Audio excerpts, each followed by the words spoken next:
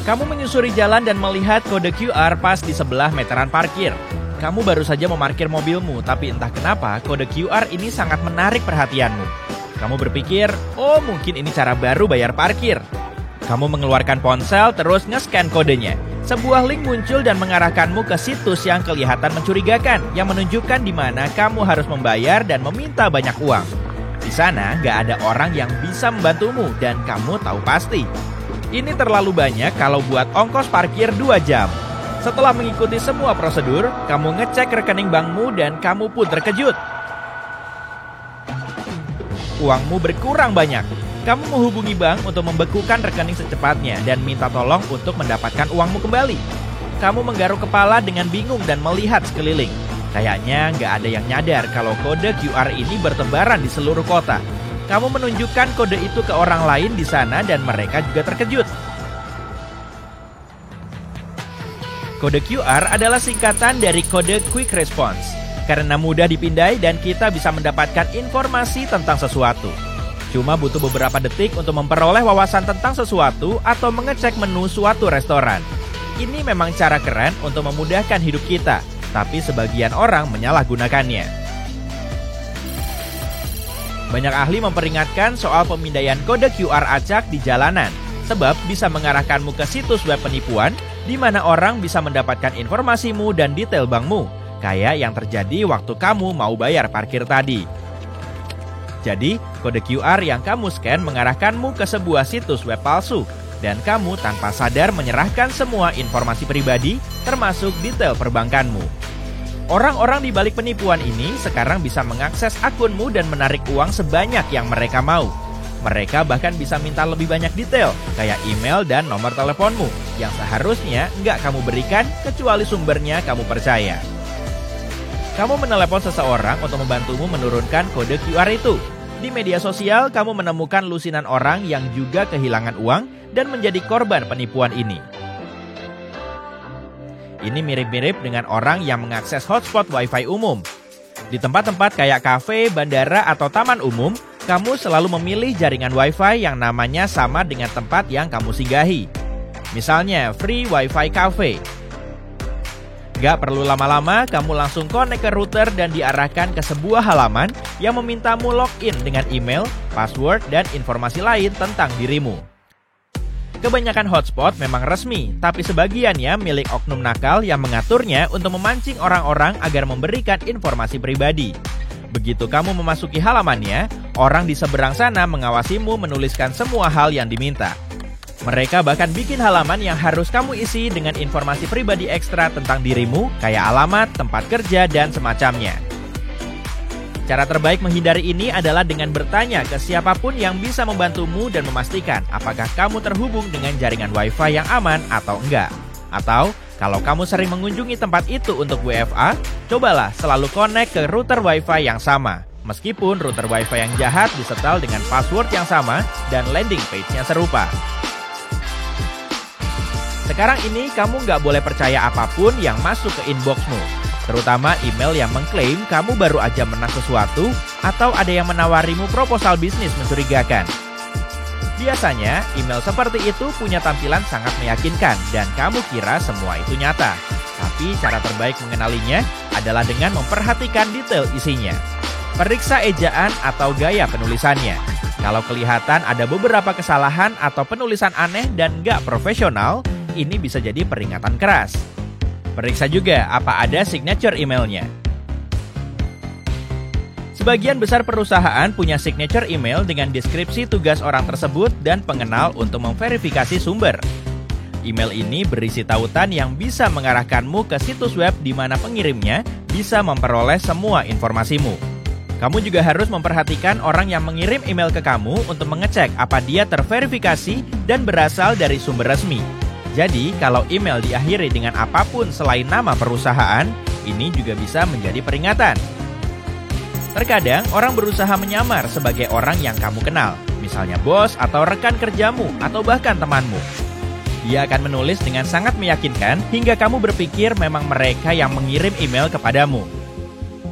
Email semacam ini nggak mungkin asli. kamu harus mengecek sumber dan isinya, serta konfirmasi dengan si pengirim sebelum menjawab atau memberikan informasi.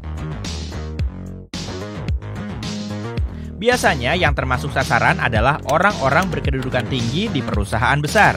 Mereka dianggap sebagai sasaran empuk dalam permainan ini.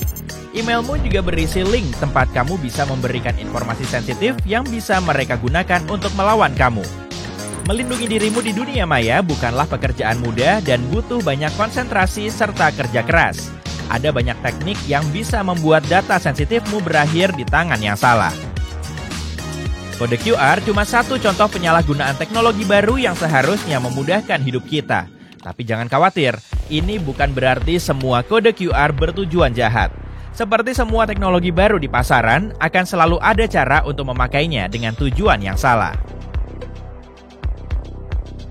Seperti yang kita tahu, internet sedang memasuki fase baru, Web 3.0. Internet lahir di tahun 60-an dan dimaksudkan untuk menghubungkan sejumlah perangkat komputer dengan berbagai universitas di seluruh Amerika Serikat. Pada awalnya, cuma 4 perangkat yang dipakai, tapi lambat laun banyak universitas lain turut serta dan jaringannya meluas ke Eropa. Setelah itu, sistem ini dikenal sebagai internet. Kita melihat tahun-tahun awal internet yang menjanjikan selama era 90-an, yang dikenal sebagai Web 1.0. Mungkin kedengarannya rumit, tapi dulu situs-situs web itu statis dan pemakai nggak bisa berinteraksi dengannya. Meski begitu, semua orang tahu bahwa internet akan menjadi cara komunikasi dan pengumpulan informasi baru. Tak butuh waktu lama sampai orang bisa mengunggah konten di internet. Berbagai blog, forum, kolom komentar, halaman laporan, dan portal perpesanan telah memungkinkan manusia berinteraksi dengan berbagai situs web yang makin disukai. Web 2.0 meningkatkan popularitas media sosial zaman modern, yang memudahkan orang mengunggah musik dan video mereka sendiri dan tetap terhubung dengan teman serta keluarga dari seluruh dunia. Meski ini adalah capaian yang menakjubkan, beberapa kekurangan tidak bisa dihindari.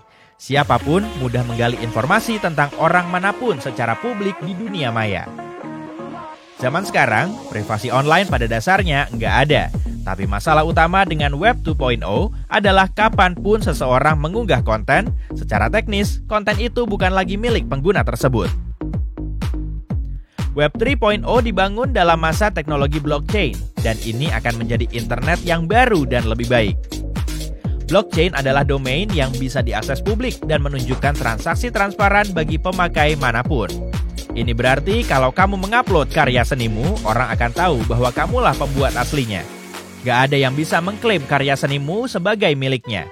Dan ini berlaku bagi semua yang bisa diperdagangkan di dunia maya. Ini akan melindungi pembuat konten sepenuhnya. Tahun 2022 ini kita masih di tahap awalnya, dan perkembangannya akan makin menarik. Banyak perusahaan besar mengembangkan metaverse, tempat orang-orang bisa memindahkan diri sendiri ke dalam realitas virtual. Di dunia metaverse ini, kamu bisa bersosialisasi, membeli barang, dan berinteraksi dengan dunia di sekitarmu. Kamu bisa memilih avatar yang kamu mau dan memakai apapun yang kamu suka.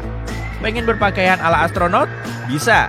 Kamu bisa pergi ke berbagai planet di seluruh metaverse dan bertemu segala macam avatar luar biasa.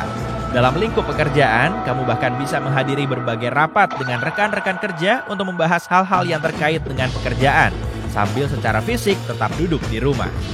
Gaming juga akan ditingkatkan ke pengalaman baru, di mana para pemain tenggelam di dunia tempat mereka bisa menjadi siapapun atau apapun. Ini bakal jadi masa depan yang akan kita saksikan di tahun-tahun mendatang.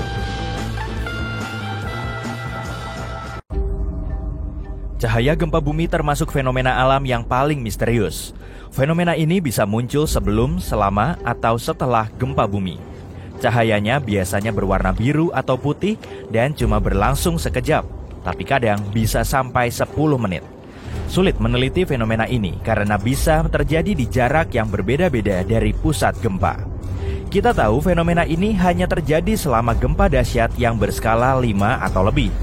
Ilmuwan yakin ini mungkin disebabkan oleh pelepasan oksigen terionisasi yang terjadi saat bebatuan tertentu pecah.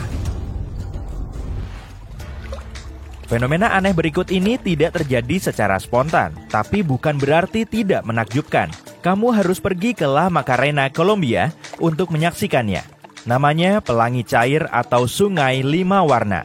Di sini kamu bisa lihat sungai berubah warna dari merah, kuning, hijau, dan ungu, tergantung kondisi cahaya dan airnya. Pemandangan luar biasa ini disebabkan oleh tumbuhan air yang sangat berbakat. Tumbuhan ini menempel pada bebatuan di sungai dan bikin air jadi berwarna kemerahan. Airnya juga sangat jernih, tanpa ada banyak partikel yang mengambang, menjadikan warna merahnya tampak lebih jelas. Kalau ke sini, kamu juga akan bertemu beragam fauna yang bergelantung di sekitaran sungai itu. Kamu bisa lihat makau merah dan monyet howler di sini. Setiap musim gugur dan musim semi, fenomena alam menakjubkan terjadi di wilayah Laut Wadden di Eropa Utara. Sekitar 1,5 juta burung gagak terbang di titik yang sama untuk tidur di rerumputan tinggi malam itu. Namun sebelum malam tiba, burung-burung itu mungkin disasar oleh burung predator lapar. Pemandangan ini disebut Black Sun atau matahari hitam yang melibatkan ribuan hingga jutaan burung yang terbang membentuk suatu formasi. Alasan burung terbang dalam formasi ini adalah supaya lebih sulit bagi predator untuk mengejar dan menangkap mereka. Suara vulkanis atau disebut juga akustik vulkanis bisa terjadi sebelum letusan gunung berapi. Ini terjadi karena magma yang tertekan di rongga gunung, letupan udara, dan sistem air panas di dekat permukaan gunung berapi. Saat magma naik, gas bertambah dan memecahkan permukaan gunung. Magma yang mengandung banyak gas itu membuat suara seperti alat musik pipa yang dikenal sebagai tremor vulkanis. Suaranya bisa berbeda-beda, seperti konser alam. Tremor vulkanis adalah tanda bahwa gunung akan meletus. Jadi sebaiknya cari perlindungan jika kamu mendengar sesuatu yang tidak biasa di dekat situs gunung berapi. Salah satu fenomena surreal yang bisa kamu rasakan di bumi adalah di dekat Bukit Pasir. Kalau kamu berada di puncak Bukit Pasir, kamu mungkin beruntung kalau bisa mendengar salah satu hal teraneh ini, pasir yang bernyanyi. Kenyataannya, para ilmuwan belum sepenuhnya memahami kenapa fenomena ini terjadi. Suatu teori mengklaim pasir mungkin mengeluarkan bunyi ini saat menuruni bukit karena gesekan antara butir-butirannya. Tapi bagaimana kamu tahu kalau yang kamu dengar itu pasir bernyanyi? Suaranya mirip kayak suara pesawat terbang dari kejauhan. Salah satu tempat di bumi di mana pasir mengeluarkan suara keras yang bisa didengar turis adalah di Guru Namib, Afrika, atau di Barking Sands, Hawaii. Untuk melihat air terjun emas yang langka, kamu harus pergi ke Taman Nasional Yosemite, tepatnya di air terjun Horsetail. Kamu harus merencanakan perjalananmu jauh-jauh hari untuk memastikan kamu tiba saat musim dingin atau awal musim semi. Ini satu-satunya periode saat kamu bisa menyaksikan pemandangan indah itu. Oke, aku jelasin ya. Bukan emas beneran kok yang terjun dari atas gunung. Sebenarnya ini ilusi optik. Saat senja, sinar matahari menyinari air terjun itu dengan cara yang sangat unik. Sampai-sampai air terjun itu kelihatan kayak air lava atau emas. Di sebuah taman nasional California yang bernama Death Valley, ada batu-batu yang bisa bergerak sendiri dan membuat jejak di belakangnya. Ilmuwan mengira pergerakan ini mungkin dibuat oleh burung roadrunner. Tapi burung itu terlalu kecil untuk menggerakkan batu. Mereka juga mengira mungkin ini karena angin, tapi batu juga terlalu berat kalau digerakkan angin. Ilmuwan sudah meneliti bebatuan itu selama bertahun-tahun, tapi sampai tahun 2014, mereka tidak pernah benar-benar melihat bebatuan itu bergerak. Mereka hanya tahu kalau bebatuan itu berpindah tempat. Dengan bantuan fotografi time-lapse, mereka menemukan bahwa pergerakan itu disebabkan oleh hujan, perubahan suhu yang cepat, dan sedikit angin. Saat hujan, air kadang membeku dan batu terjebak di dalam es. Begitu suhu naik, es mulai meleleh dan bergerak perlahan sambil membawa batu itu. Jejak yang tertinggal jadi memadat karena panas matahari. Lembaran es yang menggerakkan batu itu sangat tipis dan dengan cepat menguap. Inilah kenapa ilmuwan sulit memahami fenomena itu. Kamu pernah dengar istilah badai kotor? Bersiaplah, karena aku akan bawa kamu ikut perjalanan gokil ke dunia petir vulkanik. Bukan, ini bukan teknik ngedance baru kok, tapi keren juga tuh. Ini nama kerennya petir dan guruh yang terjadi selama letusan gunung berapi. Saat badai biasa terjadi, partikel positif dan negatif bertuburkan dan menyebabkan petir besar. Dan bunyi gemuruh yang kamu dengar itu cuma guruh. Tapi saat gunung berapi mulai bergemuruh, sebagian partikel debu jadi bermuatan listrik dan saling bertabrakan. Ini menyebabkan pelepasan listrik, seolah ada kilat yang berasal dari gunung berapi. Dengan semua debu, asap, dan gas yang berterbangan, pemandangan juga udah kayak di film-film sci-fi. Karena itu, fenomena ini juga kadang disebut badai kotor. Wow, kamu lihat cahaya besar yang mengarah ke langit itu? Itu disebut pilar cahaya dan tenang. Ini bukan trik sulap, cuma kristal es yang lagi main-main sama kita. Saat di luar dingin, kristal es yang melayang dekat tanah ini memantulkan cahaya dari cahaya yang tidak terselubung, lalu menciptakan kolom-kolom cahaya yang kelihatannya kayak datang dari luar angkasa. Tapi ini cuma kristal es yang lagi pamer kemampuan pantulannya aja kok. Dan kalau kamu pikir pilar cahaya alami itu keren, coba lihat yang buatannya. Ini bisa lebih tinggi karena cahaya dari lampu jalanan itu nggak sama. Kristal es masih bisa memantulkan cahaya meski agak miring. Bayangkan, cahaya itu datang dari lampu jalanan di dekatmu. Jadi, kalau kamu lihat pilar cahaya, jangan malah lari ya, nikmati aja pemandangannya. Kalau kamu lihat bentuk kayak gelembung aneh ini di langit, kamu pasti beruntung. Ini disebut awan mamatus, dan ini jarang-jarang terjadi. Kebanyakan awan terbentuk saat udara naik, bikin tampilannya kayak kapas besar. Tapi awan mamatus terbentuk saat udara turun, bikin tampilannya kayak terbalik. Udara di atas dan di bawah awan seperti ini bikin semacam pergolakan, dan tiba-tiba partikel awan membentuk bulatan sempurna. Jangan lama-lama ngeliatin awan itu ya, karena seringnya awan ini pertanda kalau badai akan segera datang. Wah, ada apa ini? Kayaknya matahari lagi pakai topi pesta warna-warni yang terbuat dari pelangi di puncak Gunung Or di Jerman. Fenomena ini disebut halo matahari. Pepohonan yang berselimut salju ini kayaknya juga ikutan seru-seruan. Ini berkat kristal es di awan-awan yang tinggi.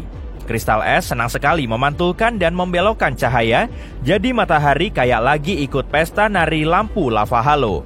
Dan yap, ini juga berarti cuaca buruk akan terjadi. Tapi jangan khawatir, kamu tetap bisa foto-foto kok. Tapi jangan lama-lama juga ya. Saat membayangkan burung paling berbahaya di dunia, seperti yang biasa kulakukan di siang bolong, elang atau burung nasar mungkin muncul di benakmu. Tapi ternyata burung kasuari yang berwarna biru ini paling berpotensi memberi luka paling parah dibanding burung seram terkenal yang kusebutkan sebelumnya. Spesies kasuari terbesar bisa tumbuh setinggi dan seberat manusia pada umumnya. Burung gemuk ini tidak bisa terbang, tapi memangnya kamu bisa? Selain itu, lari kasuari lebih kencang. Jadi, akan percuma jika kamu melarikan diri darinya. Kasuari bahkan bisa mengejarmu di dalam air, karena mereka juga perenang yang hebat. Mereka pun mampu berlari secepat 50 km per jam. Jadi, kamu mungkin perlu naik mobil untuk kabur jika kasuari yang marah mengejar tepat di belakangmu. Jangan khawatir, mau bagaimanapun, mereka jarang sekali menyerang manusia. Angsa putih adalah makhluk anggun yang cantik. Setidaknya, begitulah kata dongeng. Tapi menyentuh salah satu burung seberat 13 kg ini bukanlah ide yang bagus. Angsa punya taji tulang di sayap yang mereka gunakan untuk menghantam musuh. Lebar sayap angsa kira-kira sekitar 2,5 meter. Dan mereka bisa menamparmu dengan sayap cantiknya ini. Mereka juga menggigit loh. Jangan pernah sampai terlalu dekat dengan mereka, karena mereka sering mengejar manusia, terutama jika sang angsa sedang mengasuh anak di dekatnya. Dan angsa putih tentunya tidak sebaik bawang putih. Mereka galak. Angsa bisa mendesis keras dan bahkan menggonggong. Jika mendengar tanda peringatan ini, artinya kamu sudah melanggar batas terdekat. Manusia dan murai sudah sejak lama punya hubungan benci tapi sayang yang aneh. Burung berukuran sedang ini terkadang bisa sangat agresif, tapi jika dirawat dengan baik, kalian mungkin bisa berteman. Murai mampu mengenali wajah manusia dan pasti akan kembali ke halaman rumahmu jika kamu memberinya makanan enak. Tapi jika kamu membuatnya kesal, mereka juga akan mengingatnya dan menyimpan dendam. Jadi, berhati-hatilah menjaga hatinya. Maafkan pelesetan barusan. Pelikan adalah simbol cinta, dan konon mereka siap mengorbankan nyawa mereka sendiri demi melindungi anak-anak mereka. Sekarang aku paham kenapa mereka menelan seluruh mangsanya tanpa mengunyah atau mencabiknya. Ingat, jangan pernah mendekati sarang pelikan. Kamu memang bukan ikan kecil, dan paruh pelikan terlalu kecil untuk menelan manusia. Tapi kamu tidak ingin digigit, kan? Oke, burung yang satu ini bisa membuat bulu kudukmu berdiri hanya dengan namanya. Burung shawbill adalah burung yang sangat besar, tingginya mencapai 1,5 meter atau sedikit di bawah tinggi rata-rata manusia. Tidak heran, mereka mampu melawan buaya. Oke, setidaknya bayi buaya. Tapi mereka hanya butuh rang super kuatnya untuk menang menggunakan satu pukulan. Masih tidak takut? Mereka membuat suara yang pasti membuat kita merinding, seolah kamu berada di film aksi bioskop. Jika menurutmu burung unta penakut ini tidak berbahaya, kamu salah 2 kali. Pertama, mereka tidak memasukkan kepala ke dalam pasir karena takut. Ini hanyalah ilusi optik. Dan ya, bagaimana mungkin mereka bisa bernapas di dalam pasir? Kedua, burung unta adalah orang tua yang super protektif. Jadi, jika kamu ingin mendekati anak-anaknya, burung kelas berat yang bisa berlari secepat mobil di jalanan kota ini akan mengejarmu. Belum takut? Kusarankan sebaiknya kamu takut, sebab burung unta adalah kerabat terdekat T-Rex yang masih hidup saat ini, bersama dengan ayam. Huatzin terlihat sangat tidak berbahaya, kecuali baunya yang tidak sedap, tapi itu lain cerita. Bayi-bayi mereka memiliki sayap yang terkenal sadis. Sayap anak-anak Huatzin memiliki 2 cakar besar yang punya banyak fungsi. Pertama, sebagai salah satu pelindung dari predator. Dan kedua, untuk membantu memanjat pohon jika dia jatuh atau keluar dari sarang. Begitu sudah dewasa, cakar ini menghilang seperti gigi susu. Ukuran bukanlah segalanya. Kalau kamu adalah burung kolibri, kamu harus makan hampir 150 kg per hari untuk mempertahankan berat badan normal dengan metabolisme burung kecil ini. Tapi umurmu juga akan jauh lebih pendek, hanya sekitar 3-5 tahun. Jika pernah mewarnai rambut, kamu mungkin punya satu kesamaan dengan burung herring berjanggut dibanding orang lain. Mungkin hanya kalian berdualah spesies di seluruh dunia yang menggunakan pewarna dengan sengaja. Burung herring mewarnai bulunya dengan tanah merah untuk menunjukkan dominasinya atas burung lain. Kalau manusia, ya kita hanya suka terlihat berbeda. Kondor California mungkin tidak sebesar pesawat terbang, tapi ukurannya tetap terbilang besar. Lebar sayapnya hampir 3 meter. Sayapnya berpotensi berbahaya bagi manusia, tapi kemungkinan kita bertemu mereka sangatlah kecil. Di tempat asalnya, hanya ada sekitar 200 ekor yang masih hidup. Bayangkan ini, kamu sedang mencari makan enak di kulkas, tapi tidak bisa melihat makanan yang menggugah selera. Jika kamu adalah murai basia, kamu akan langsung buang angin di kulkas. Kedengarannya menjijikan, tapi begitulah cara burung ini mencari cacing tanah yang bersembunyi. Mereka melancarkan serangan gas agar cacing terkejut dan hore! Mereka kini menjadi sasaran empuk burung tukang kentut ini. Tutup hidungmu dan bon appetit! Oke, ayo beralih dari cerita jorok tadi. Mari kita lihat ke langit. Kamu mungkin tidak mengira akan melihat burung beracun dalam daftar ini. Tapi sayangnya, aku dengan senang hati mempersembahkan Pito Hui bertudung kepadamu. Para ilmuwan mengetahui burung ini beracun saat tangan mereka terus terasa kebas dan ada sensasi terbakar setelah memegang burung-burung ini. Ada banyak racun di bulu mereka, terutama di bagian bawah. Burung ini tidak menghasilkan racunnya sendiri. Mereka mungkin mendapatkannya dari kumbang yang menjadi santapannya. Atau bagaimana kalau angsa bersayap taji? Angsa yang satu ini terkenal karena beracun juga, dan racunnya berasal dari mengunyah kumbang lepuh. Menyentuh saja tidak akan berbahaya, tapi memakannya bisa menyebabkan konsekuensi yang tidak dapat dihindari. Racunnya tetap ada bahkan setelah dimasak. Burung lain yang tidak ingin kamu makan adalah burung puyuh biasa. Tapi jangan tertukar dengan burung puyuh Jepang yang biasanya dipelihara sebagai pedaging ya. Burung puyuh biasa bisa sangat beracun, bahkan menyebabkan konsekuensi yang mengerikan seperti gagal ginjal. Itu semua tergantung pada tanaman tertentu yang dimakan burung ini. Kabar baiknya, mereka hanya beracun selama periode migrasi, tapi tetap enak dan aman di luar masa migrasi. Jika kamu tidak yakin, lebih baik hindari menyantap burung yang satu ini di piringmu, kecuali kamu ingin nyeri otot.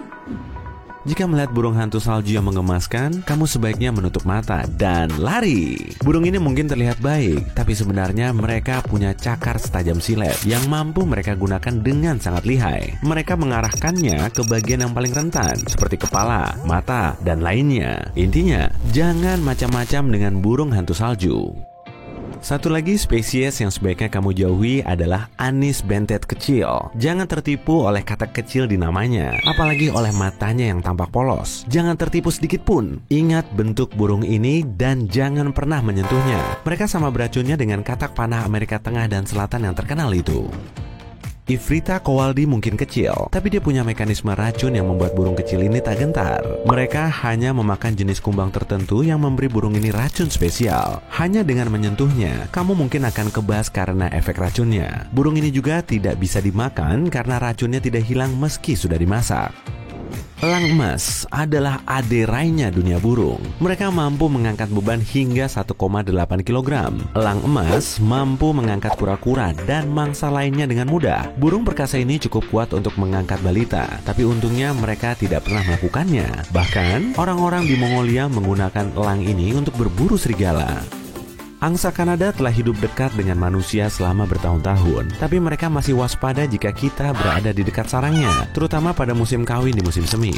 Pada masa-masa ini, angsa Kanada dapat mengejar dan menggigit orang yang dianggap sebagai ancaman bagi telur, pasangan, atau bayinya. Jika kamu ingin menghindari serangan burung yang mudah marah ini, cara terbaik yang bisa kamu lakukan adalah mundur teratur. Burung camar yang romantis di langit tampaknya tidak terlalu berbahaya. Paling-paling hanya meninggalkan hadiah kotoran yang tidak begitu kamu inginkan. Sayangnya, informasi ini kurang pas dengan kenyataan karena burung ini sangat agresif. Seperti jenis burung lain, mereka hanya menyerang jika terpaksa. Jadi, aturannya lumayan simpel. Jangan ganggu mereka dan menjauhlah dari sarangnya. Oh, saat mesin waktu akhirnya ditemukan. Berhati-hatilah dengan burung-burung dari masa lalu. Velociraptor sudah lama punah, sama seperti dinosaurus lainnya. Mereka punya cakar dan bulu. Velociraptor memang adalah burung dan bukan kadal bersisik. Ngomong-ngomong, ini dia kuku tajam yang harus kamu takuti. Kuku ini bisa memotong apa saja. Jika kamu pergi ke masa depan, tetap waspada juga ya. Kamu tidak pernah tahu apa yang menunggumu di sana. Kamu masuk ke kamar hotel, terhubung ke Wi-Fi, melompat ke tempat tidur dan memposting 15 foto pemandangan jendela barumu. Ketika kegembiraan awal hilang, kamu melihat lampu berkedip yang mencurigakan di TV besar. Mungkinkah ada orang yang mengawasimu? Atau kamu terlalu banyak menonton film mata-mata? Nah, kamera tersembunyi hadir dalam berbagai bentuk dan ukuran. Kamera yang besar mudah dikenali, tapi kamera yang kecil bisa sangat tersembunyi dan gak mencolok. Kamera tersembunyi bisa bersembunyi di balik furniture, di dekorasi atau ventilasi, dan di mana saja yang sulit disadari. Bahkan ada kamera khusus yang bisa disembunyikan di benda-benda yang sering dipindahkan seperti beker, bingkai foto, vas bunga, dan lampu. Periksa apakah benda-benda ini menghadap ke sudut yang aneh atau diposisikan untuk mendapatkan pemandangan terbaik dari tempat tidur atau kamar mandimu. Cara termudah untuk menemukan kamera tersembunyi adalah dengan mencari pantulan lensa karena semua kamera dilengkapi dengan lensa. Matikan lampu dan pindai ruangan secara perlahan dengan senter, penunjuk laser, atau detektor kamera mata-mata nirkabel khusus. Alat-alat ini dilengkapi dengan lampu pemindai inframerah dan satu lampu penerangan. Kalau kamu menemukan titik merah yang memantulkan cahaya, kamu harus menyalakan senter untuk membantu memeriksa apakah ada kamera tersembunyi. Periksa juga ventilasi serta lubang dan celah lainnya di dinding atau langit-langit. Sebagian detektor canggih bahkan menunjukkan kepadamu apa yang dilihat oleh kamera, sehingga lebih mudah dikenali dan dinonaktifkan. Namun, detektor hanya bekerja pada kamera yang dihidupkan dan berfungsi normal. Ponsel juga bisa membantumu menemukan beberapa ancaman tersembunyi loh. Nyalakan Bluetooth dan berjalanlah. Lihat apakah ada perangkat yang nggak dikenal muncul di layar. Cara lainnya adalah memasang aplikasi pemindai jaringan yang menunjukkan semua perangkat yang terhubung ke jaringan Wi-Fi yang kamu gunakan di hotel. Setelah selesai memindai, periksa daftarnya untuk mencari perangkat seperti IP kamera atau kamera. Selain itu, kamu bisa menempatkan ponsel dalam mode selfie. Matikan lampu dan tutup tirai, dan lihat sekeliling ruangan secara perlahan-lahan sambil memfokuskan pada layar. Perhatikan cahaya ungu atau putih pada layar. Kamu bisa bermain detektif dan menelepon teman atau anggota keluargamu dan mulai berjalan-jalan di sekitar kamar. Kamera rahasia seharusnya memancarkan semacam frekuensi radio. kemungkinan besar ini akan mengganggu sinyal panggilan teleponmu. Kalau kamu mulai mendengar suara-suara aneh saat menelepon di area tertentu di kamarmu, pastikan untuk memeriksanya dengan cermat. Periksa saklar lampu, stop kontak, lampu, dan benda-benda lain yang biasanya nggak kamu perhatikan. Kalau terlihat agak bengkok, berlubang, atau tampak salah tempat, itu bisa menjadi tanda seseorang telah merusaknya. Banyak perangkat mata-mata butuh kabel, dan siapapun yang memasangnya harus menyembunyikan kabel tersebut. Seringkali di balik alas tiang vinil. Itulah kenapa tempat pertemuan lantai dan dinding adalah area lain yang harus kamu periksa.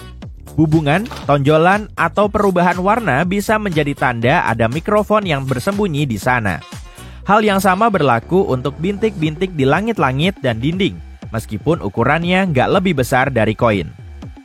Kalau kamu menemukan kamera tersembunyi atau sesuatu yang terlihat mencurigakan, jangan menghindar dan beritahukan kepada petugas hotel atau layanan pemesananmu. Jangan mencoba menyentuh atau memindahkan perangkat itu sendiri. Jika pihak hotel menyangkal, hubungi penegak hukum setempat. Setelah memindai ruangan untuk mencari kamera, periksalah cermin. Bisa jadi ada orang yang sedang mengawasimu dari sisi lain. Pertama, lihat apakah cermin terpasang di dinding atau dapat disesuaikan. Jika cerminnya semi-transparan, maka cermin tersebut akan terpasang di dinding. Kamu bisa melakukan tes sederhana untuk memeriksa cermin.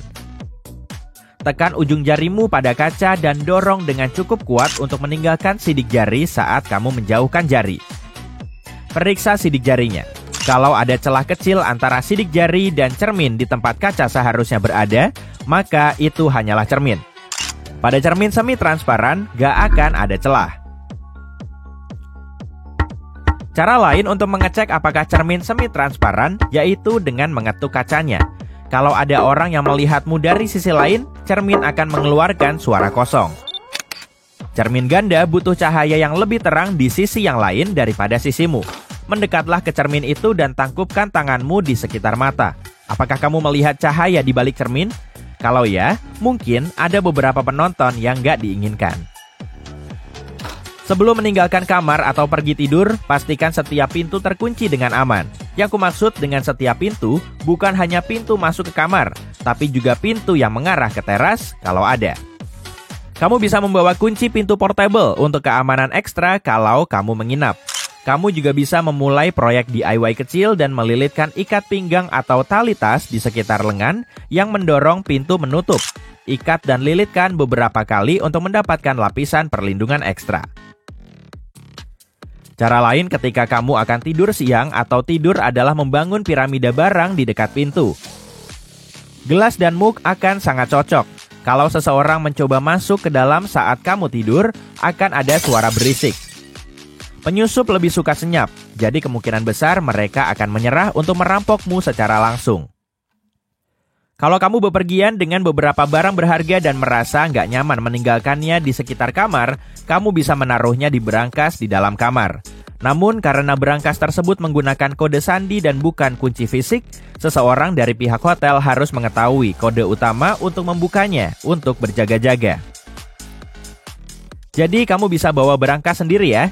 Kamu bisa menemukan berangkas yang bentuknya seperti buku di Amazon. Berangkas ini terbuat dari logam yang kuat dan kertas bertekstur.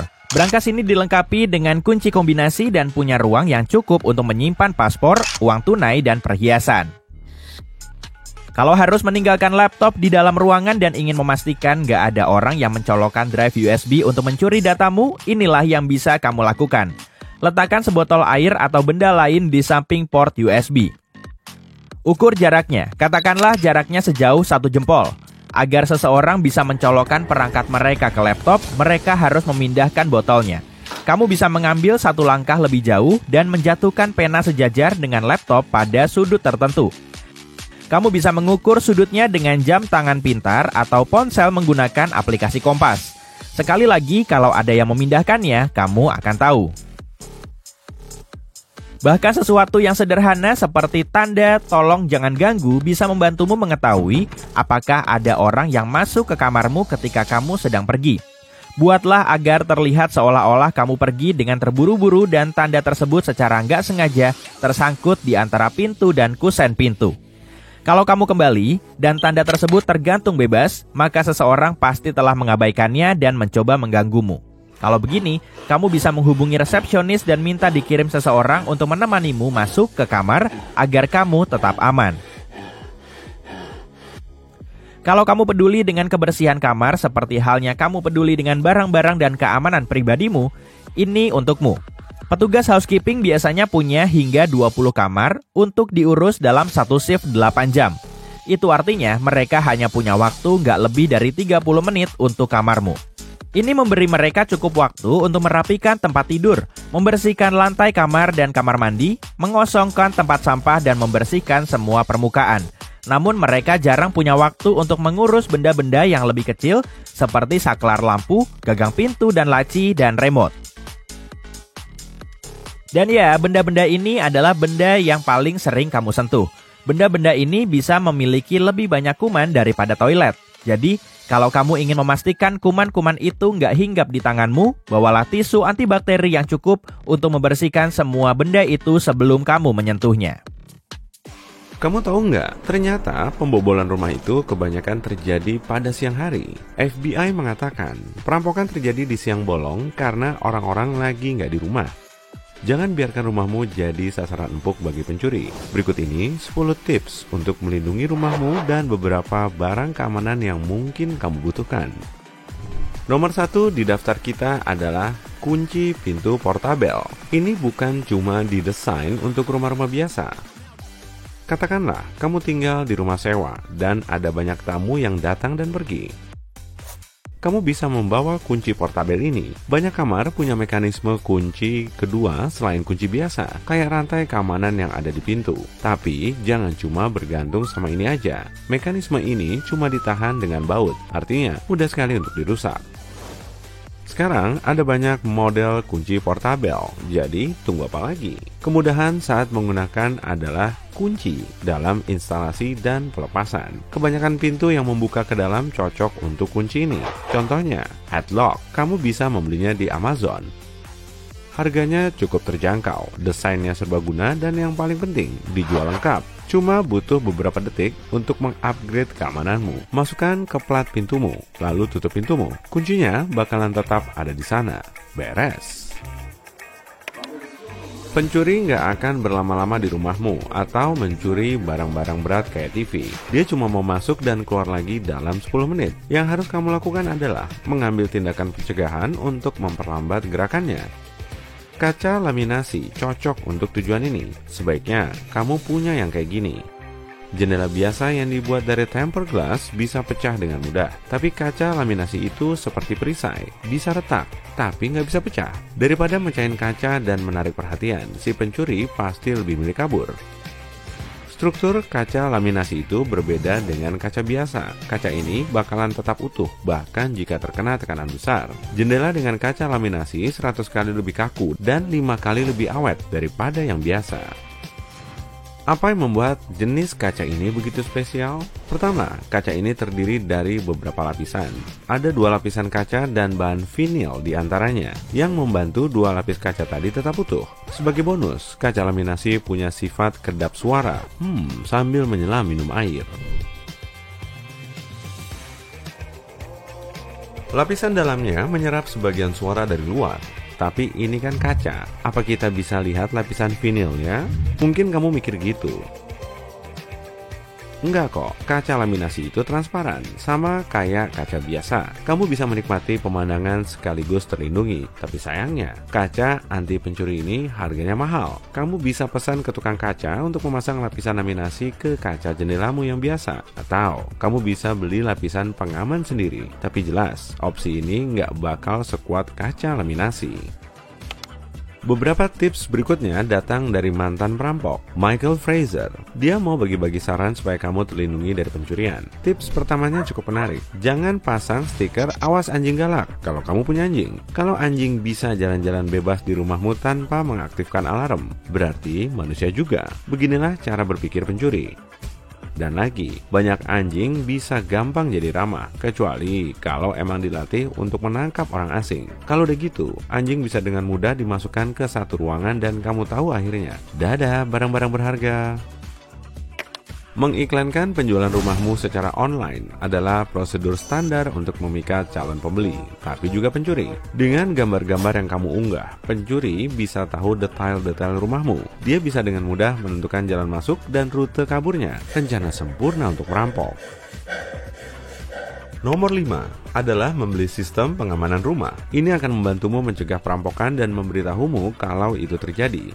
Menurut statistik, rumah yang nggak punya sistem pengamanan hampir 3 kali lebih rentan terhadap pembobolan. Ada banyak yang bisa dipilih. Ada yang harganya mahal, tapi untungnya ada juga yang harganya terjangkau. Kamu bahkan nggak perlu manggil tukang. Sistem pengamanan DIY dari Amazon ini adalah salah satu contoh gadget ramah kantong dengan fitur berguna. Perangkat seperti ini didesain untuk mudah dipasang. Kamu akan dituntun melalui sebuah aplikasi untuk softwarenya dan juga untuk produknya sendiri. Bonus, kamu nggak perlu pakai skrup, alat pertukangan, atau bor. Ada sistem darurat cepat yang bisa memberitahu pihak berwajib kalau kamu aktifkan.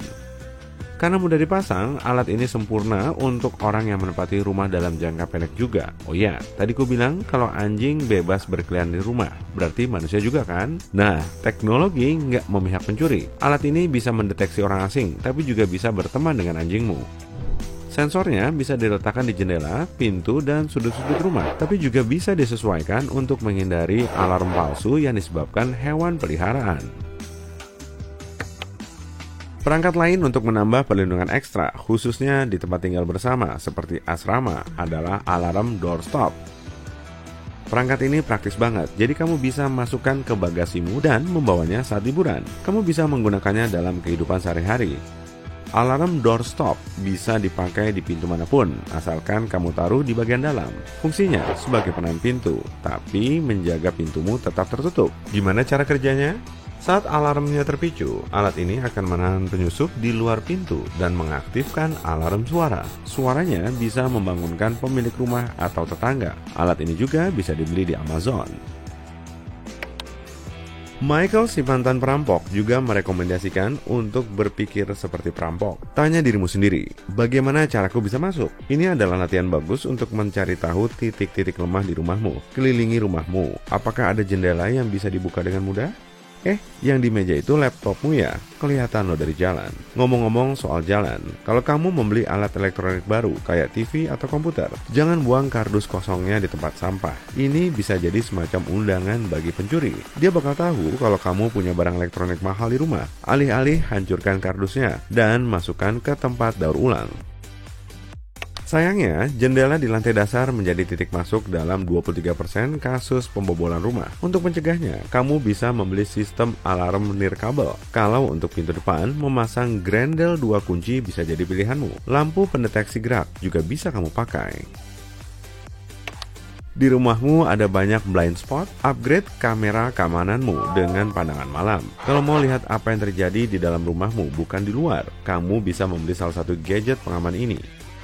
Orbi Robotic Mobile Spare berbentuk seperti bola, tapi ada kamera tertanam di dalamnya. Pandangannya tak terbatas. Bayangkan kamu lagi di kantor dan pengen main sama anjingmu. Teman kaki empatmu bisa mengejar bola itu di rumah sementara kamu mengontrol alat itu dari jauh. Oh ya, kami kan mau bahas perlindungan rumah dari perampok. Jadi video soal mainan anabu lucunya nanti dulu ya. Ada fakta mengejutkan soal pagar.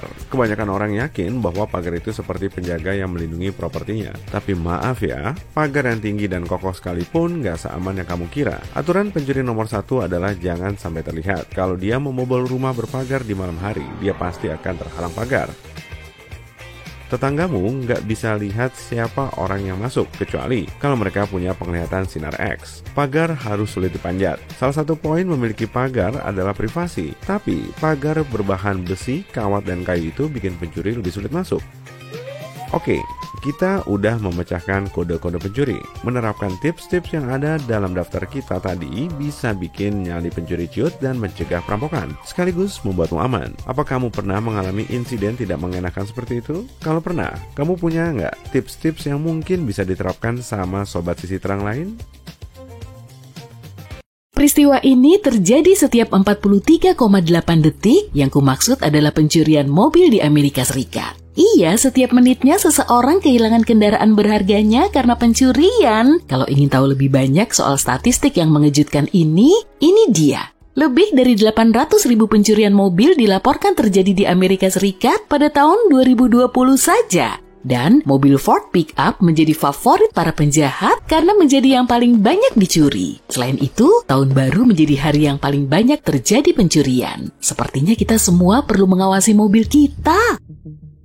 Oke, pertama, sangat kecil kemungkinan mobilmu dicuri saat sedang dikemudikan, tapi begitu diparkir, pencurian jauh lebih mudah terjadi. Jadi sebaiknya parkirlah mobil dengan hati-hati. Ya, terkadang kita perlu berjalan sedikit lebih jauh, tapi ini sepadan jika berarti mobil ditinggalkan di tempat yang cukup terang. Mobil yang diparkir sembarangan seringkali diangkut oleh truk derek, dan ternyata nggak semuanya resmi loh. Jadi kalau ada truk derek di dekat mobilmu, periksalah apakah itu resmi atau bukan. Truk derek yang resmi setidaknya harus dilengkapi logo, dan petugasnya harus mengenakan seragam. Tadi udah kubilang gak mudah untuk mencuri mobilmu saat sedang dikemudikan kan? Maaf, tapi itu gak sepenuhnya benar. Pembajak mobil gak terlalu peduli dengan fakta bahwa kamu ada di dalam mobil. Triknya sederhana, meskipun sedang berada di dalam mobil, selalu pastikan pintunya terkunci. Pembajak mobil seringkali punya siasat licik untuk memancing pemilik mobil keluar dari kendaraannya. Mereka bahkan mungkin menyiapkan semacam perangkap agar seolah-olah terjadi kecelakaan mobil. Jadi meskipun mobilmu ditabrak dari belakang, jangan langsung keluar dari mobil untuk memeriksanya ya. Tunggu sebentar untuk menepi, pastikan lokasimu berhenti, aman, dan ada orang di sekitarmu. Kalau ada yang mencurigakan, lebih baik hubungi polisi. Kalau bersedia mengeluarkan sejumlah uang untuk mengamankan mobilmu, berikut ini ada beberapa info. Kamu bisa memasang starter mobil jarak jauh. Ini nggak hanya berguna bagi yang tinggal di daerah beriklim dingin dan perlu menyalakan mobil terlebih dulu. Keunggulan utamanya adalah mobil nggak bisa dikendarai dengan kondisi dihidupkan seperti ini karena mode ini nggak memungkinkanmu untuk mengoper gigi. Setiap mobil memiliki VIN atau nomor rangka kendaraan. Ini mungkin terkesan gak ada gunanya, tapi ada trik nih. Saat pencuri menjual mobil curian, mereka akan mengganti nomor rangka. Ini cara mereka menyamarkan kendaraan curian dan menggunakan nomor rangka lain dari mobil sejenis. Tapi kalau kamu mengukir nomor rangka di setiap jendela mobil, para penjahat akan langsung tahu kamu serius untuk melindungi mobilmu. Selain itu, mobil menjadi terkesan gak bernilai bagi mereka. Nomor rangkanya harus diganti dan mereka juga harus mencari cara untuk memperbaiki jendela yang terukir nomor rangka tersebut. Atau mungkin mereka harus mengganti semua jendelanya dan itu mahal. Jadi menjual kembali mobil seperti itu nggak akan terlalu memakan waktu bagi para penjahat dan mereka nggak mau repot. Mereka bahkan nggak mau bekerja, mereka terlalu malas untuk mengurusi jendela-jendela itu. Ngomong-ngomong, beberapa spesialis bisa mengukirnya untukmu, jadi kamu nggak perlu menanganinya sendiri. Nah, kalau ingin membeli mobil bekas, nomor rangka bisa sangat membantumu. Beberapa mobil semacam di-cloning yang berarti nomor rangkanya palsu dan hanya ditambahkan secara manual, jadi sebaiknya periksa semua dokumen sebelum membeli mobil bekas. Perhatikan secara khusus kelengkapan surat-suratnya dan pastikan nomor rangka yang tertera di STNK sama dengan nomor rangka pada kendaraan.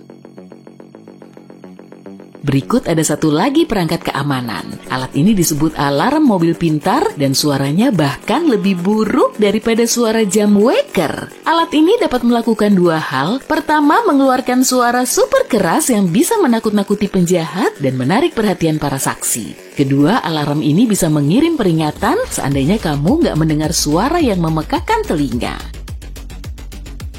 Ada mekanisme rahasia lain yang bisa melindungi mobilmu. Kamu bisa memasang tombol berhenti darurat yang terhubung dengan kunci kontak, baterai, saluran bahan bakar, atau apa saja. Saat keluar dari mobil, kamu hanya perlu menekan tombol itu. Bahkan seandainya pencuri mengambil kuncimu, itu nggak akan berguna. Mereka harus menemukan tombol itu dulu untuk menyalakan mobil, dan terserah kamu mau menyembunyikan tombol itu di mana. Kita semua tahu semakin banyak pengaman di mobilmu berarti semakin baik. Penjahat nggak suka berurusan dengan teknologi dan statistik membuktikannya. Tesla serta mobil-mobil berteknologi canggih lainnya menjadi yang paling sedikit dicuri selama beberapa tahun terakhir. Tapi modern bukan berarti aman dan anti pencurian ya. Banyak kendaraan keren dilengkapi port diagnostik manajemen mesin. Kedengarannya sangat praktis, tapi ada sisi negatifnya. Port ini bisa membuka kunci dan bahkan menyalakan kendaraan. Jadi jika mobilmu punya fitur ini, pertimbangkan untuk membeli penutup yang bisa dikunci. Selalu periksa apakah jendela sudah ditutup sebelum meninggalkan mobilmu, bahkan celah sempit pun sudah cukup bagi penjahat untuk membuka pintu dan mencuri mobil. Iya, jangan bilang itu udah jelas. Entah kenapa aku sering melihat mobil dengan jendela terbuka setiap hari. Kalau mau, penjahat bisa saja memecahkan jendela dengan benda berat atau bahkan batu. Paham kan yang kumaksud? Coba deh, untuk nggak membuat penjahat ingin membuka mobilmu. Itu berarti nggak boleh ada barang berharga yang terlihat. Jadi tolong, jangan letakkan laptop atau dompet di kursi depan, sembunyikan di bagasi atau bawa saja. Ada banyak pilihan kan? Jangan tunjukkan kepada pencuri bahwa ada sesuatu yang bisa mereka curi dari mobilmu. Menyimpan kunci cadangan di laci dashboard juga bukan ide bagus. Penjahat tahu harus mencarinya di mana. Ini sangat simpel, mereka sudah membuka mobil yang gak terlalu rumit pastinya, lalu tinggal membuka laci dashboard dan langsung tancap gas.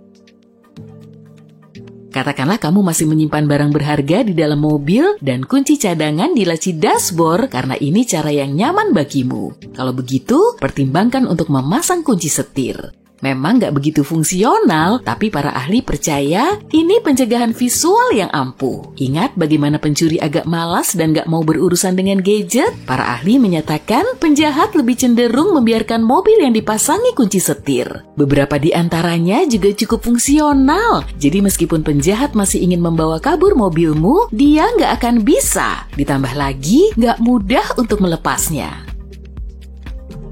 Sekarang tips yang paling terlihat yaitu CCTV. Ada berbagai macam kamera CCTV saat ini, ada yang dilengkapi mode penglihatan malam, pendeteksi manusia, dan resolusi yang sangat tinggi apapun yang kamu perlukan. Kamera asli bisa mengawasi mobilmu setiap saat, tapi kalau kamu nggak mau mengeluarkan uang untuk itu, kamu bisa memasang kamera tiruan dan berharap pencuri nggak menyadarinya. Oke, yuk bayangkan kemungkinan terburuknya seseorang mengabaikan semua tips sederhana ini dan mobilnya dicuri. Apa yang harus dia lakukan? Pertama, dia harus memberikan semua informasi kepada polisi. Jadi pastikan kamu tahu warna mobilnya. Aku tahu itu mudah, tapi tolong jangan gunakan kata-kata yang rumit saat menjelaskan warna mobil. Contohnya, warnanya bukan hijau lumut ya, tapi hijau tua. Kamu juga harus tahu tahun, merek, dan modelnya, dan pastikan kamu hafal semuanya. Polisi juga perlu tahu plat nomor dan nomor rangka mobilmu. Kalau nggak hafal nomor rangkanya, buatlah catatan di ponsel untuk berjaga-jaga. Pembobolan rumah sekarang makin marak di sekitarmu. Dan kamu khawatir apakah rumahmu termasuk rentan pembobolan. Kamu nggak punya sistem pengawasan, jadi malam ini kamu akan memasang aluminium foil di gagang pintu depan sebelum tidur. Hal ini akan membantu identifikasi jika seseorang diam-diam mencoba masuk saat kamu tidur. Kamu bangun esok paginya dan melihat foil itu agak terkoyak, seseorang berusaha masuk dan dia pasti akan kembali.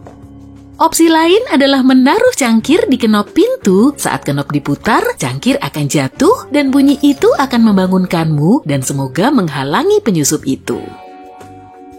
Hal yang paling bikin kamu khawatir adalah seorang pedagang yang baru-baru ini mampir. Dia bilang dia bekerja di rumah sebelah dan minta izin ingin memakai toiletmu. Kamu menolak dan saat itu merasa bersikap kasar. Tapi langkah itu sangat cerdas. Sekitar 60% pembobolan rumah di Amerika Serikat dilakukan oleh seseorang yang kamu kenal atau pernah bertemu sebelumnya.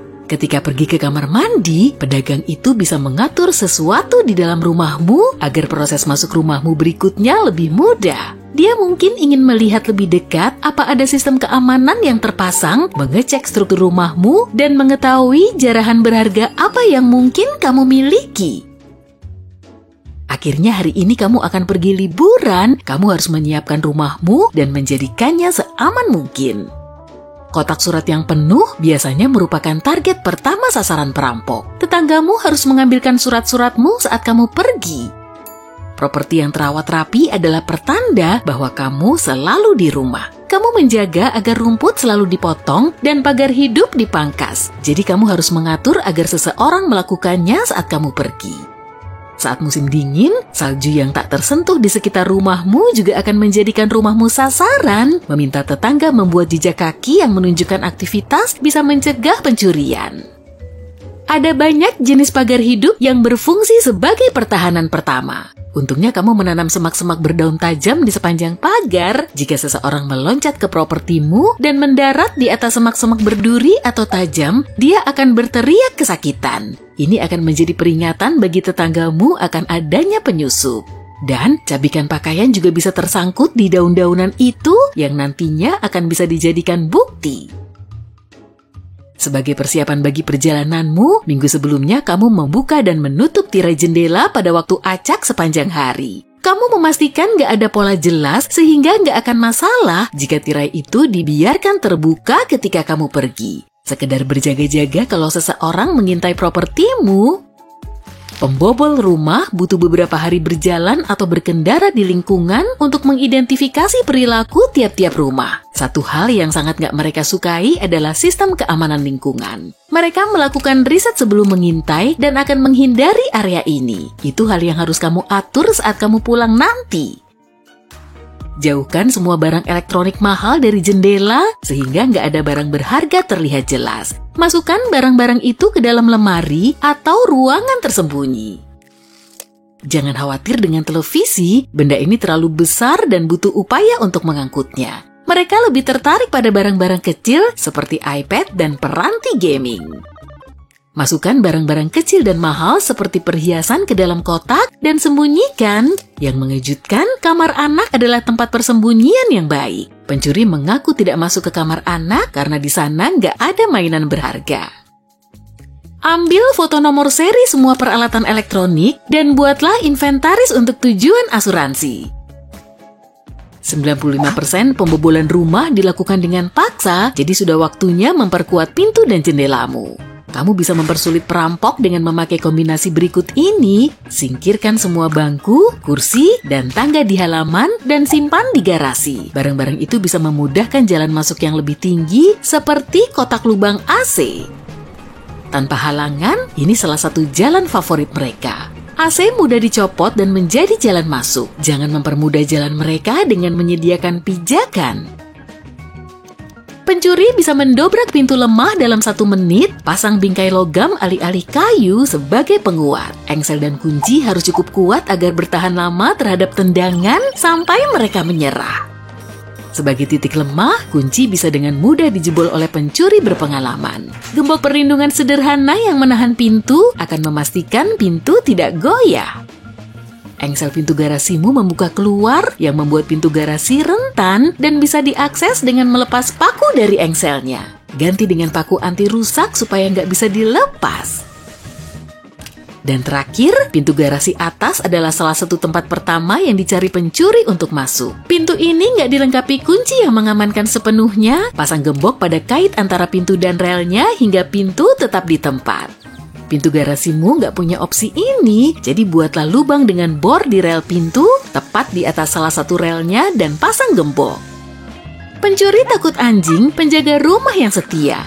Menurut survei, kebanyakan rumah yang dibobol nggak punya anjing karena pencuri nggak ingin menarik perhatian selama beraksi. Sayangnya kamu nggak punya anjing, tapi dengan menaruh mangkuk makanan anjing di luar pintu depan akan menyurutkan niat pencuri.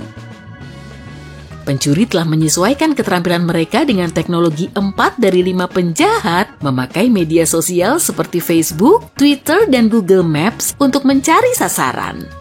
Bahkan, membagikan foto kunci rumah cukup bagi pencuri untuk membuat kunci sendiri dengan memperbesar foto itu dan mengukur dengan presisi. Pastikan jaringan nirkabelmu aman dan pakai password baru yang lebih kuat ketika kamu pergi. Kamu bukan cuma rentan karena benda-benda fisik yang mungkin dicuri loh. Data-data berharga seperti password dan kode akses bisa dicuri lewat jaringanmu. Ada juga ancaman menginfeksi perangkat melalui malware berbahaya.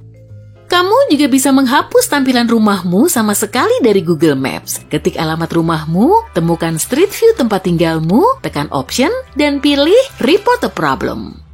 Kamu akan diarahkan ke layar yang berisi gambar rumahmu dengan opsi untuk menggerakkan kotak merah guna menutup propertimu. Mintalah agar propertimu di-blur di bawah opsi My Home dan masukkan alamat lengkapmu. Proses ini cuma butuh beberapa hari. Jangan tinggalkan radio dalam keadaan menyala saat kamu pergi, ini nggak akan membantu. Melalui metode mengintai rumah, pencuri mencatat suara radio dan TV. Ketika kembali, dia akan mengecek apakah alat itu masih menyala yang memudahkan dia memastikan tidak ada orang di rumah. Opsi alternatif untuk menunjukkan aktivitas rumah adalah membuat audio yang memutar kebisingan sekitar secara acak sepanjang hari. Misalnya berisi bunyi langkah kaki, percakapan, dan gonggongan anjing. Meninggalkan lampu dalam keadaan menyala bukan ide bagus. Orang yang memata-matai lebih mudah mengenali rumahmu, terutama di malam hari, dan tagihan listrikmu juga akan melonjak. Kamu sudah siap liburan dan sampah perlu dibawa keluar. Jika kamu punya beberapa kardus, pilah-pilah supaya muat di bak sampah. Sembunyikan petunjuk apapun tentang barang berharga yang baru-baru ini kamu terima. Pengecekan terakhir, semua pintu terkunci dan tak ada jendela terbuka. Akhirnya, sekarang kamu bisa menikmati perjalanan. Tapi saat kamu bersantai di lokasi liburan, biarkan foto apapun tetap di ponselmu saat kamu masih di sana. Unggah hanya ketika kamu pulang. Jika kamu membagikan foto-foto saat kamu masih liburan, semua persiapanmu nggak akan berguna. Semua pencuri di areamu akan tahu kamu nggak ada di rumah. Dengan 2,5 juta rumah yang dibobol tiap tahun di Amerika, sebuah rumah tanpa sistem keamanan modern 300% lebih mungkin dibobol. Setelah kembali dari liburan, jangan lupa pasang sistem keamanan itu ya. Lihatlah makhluk cantik ini. Ia terlihat manis dan tampak tidak berbahaya. Tapi percayalah, penampilan bisa menipu. Gurita cincin biru adalah spesies gurita yang sangat berbisa. Bahkan ini adalah salah satu hewan laut paling berbisa di dunia. Makhluk ini banyak ditemukan di kolam pasang surut dan terumbu karang. Meskipun ukurannya kecil, hanya 13-20 cm, mereka sangat berbahaya bagi manusia jika diprovokasi. Bisanya mengandung neurotoksin berbahaya yang disebut tetrodotoksin. Ketika hewan ini merasa terancam, insting pertamanya adalah melarikan diri. Tapi jika ancaman terus berlanjut, misalnya jika kamu masih saja nekat mengambil gurita tersebut, maka ia akan bersikap defensif dan menampakkan cincin birunya. Jika gurita ini merasa terpojok dan disentuh, ia bisa saja menggigit penyerangnya. Dan itu bisa berakhir sangat buruk. Tetrodotoksin menimbulkan efek yang parah dan kadang mengakibatkan kelumpuhan total, di mana korban sepenuhnya sadar akan keadaan sekitar tapi tidak bisa bergerak. Korban masih sadar, tapi karena kelumpuhannya, dia tidak bisa memberi isyarat untuk meminta pertolongan atau mengindikasikan adanya bahaya. Menariknya, saat sedang santai, gurita cincin biru terlihat berwarna coklat atau bahkan pucat. Tapi begitu merasa terancam, gurita ini akan menampakkan pola psikedeliknya. Respons semacam itu disebut perilaku aposematis. Singkatnya, ini adalah saat seekor hewan memancarkan warna-warna cerah untuk memperingatkan hewan lain jika mereka menggigitnya. Akibatnya bisa fatal. Tentu saja, gurita cincin biru bukanlah satu-satunya hewan berbahaya yang tampak jinak di luar sana. Sebagai contoh, lihat saja makhluk ini. Hewan ini kelihatan sangat imut, berbulu dan tampak lembut. Keinginan untuk menyentuhnya sangat besar, tapi hati-hati, sengatan ulat berbulu ini sangat sakit. Ulat ini disebut ulat kucing atau asp. Di antara bulu-bulu indahnya terdapat duri-duri beracun dengan sel sengatan mirip ubur-ubur.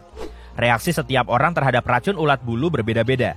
Beberapa mungkin mengalami reaksi yang lebih parah dibanding yang lain. Ditambah lagi, tingkat keseriusan efeknya juga tergantung pada ketebalan kulit di area yang tersengat. Biasanya, sensasi tidak nyaman dan ruam akan hilang dalam beberapa jam atau kadang beberapa hari.